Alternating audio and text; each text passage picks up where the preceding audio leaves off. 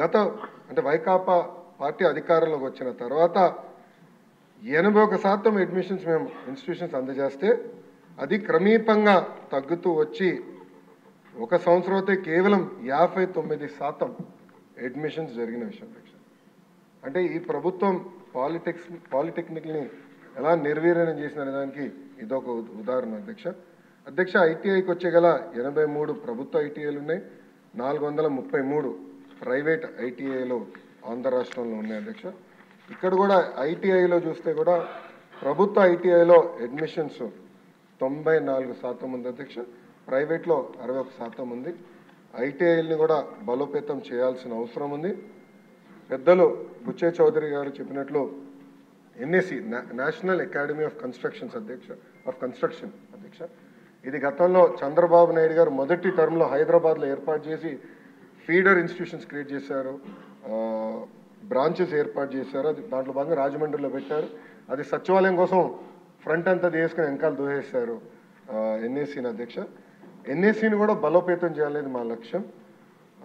Secretary గారితో నేను చర్చించినప్పుడు కూడా కేవలం ఏదో ప్లంబర్స్ తాపి మేస్త్రీలను తయారు చేస్తాం అనేది కాదు, టెక్నాలజీతో అనుసంధానం చేయాలి.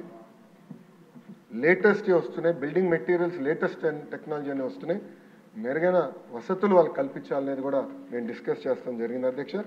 తప్పనిసరిగా ఎన్ఏసీని మేము బలోపేతం చేస్తాం, దాంట్లో ఎలాంటి సందేహం లేదు అధ్యక్ష.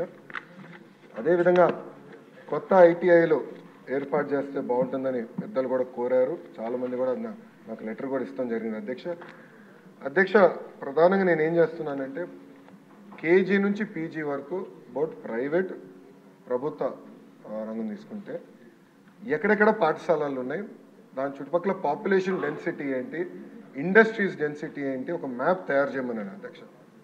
ఎందుకంటే 117 జియో వల్ల ప్రభుత్వ విద్య దూరం అవుతుందని చాలామంది నా దృష్టికి తీసుకొస్తే ఫస్ట్ మ్యాపింగ్ చేద్దాం అనుకున్న 45,000 ప్రభుత్వ పాఠశాలని మ్యాప్ చేయండి, పాలిటెక్నిక్ ఐటీఎల్ మొత్తం మ్యాప్ చేసి డెన్సిటీ ప్రకారం ఎక్కడ అవసరం ఉంది, ఇండస్ట్రీ ఎక్కడ రాబోతుంది.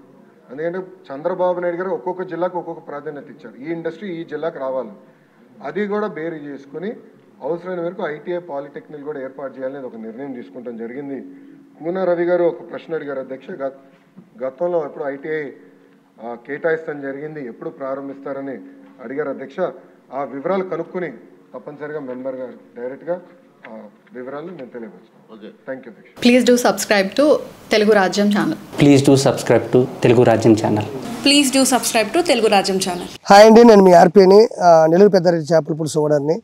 మీరు తెలుగు రాజ్యం అనే ఈ యూట్యూబ్ ఛానల్ సబ్స్క్రైబ్ చేసుకుని మంచి మంచి వీడియోలతో వస్తారు. Thank you so much. Hi people, I'm Sonakshi Verma and you please watch Telugu Rajyam and please subscribe to the channel.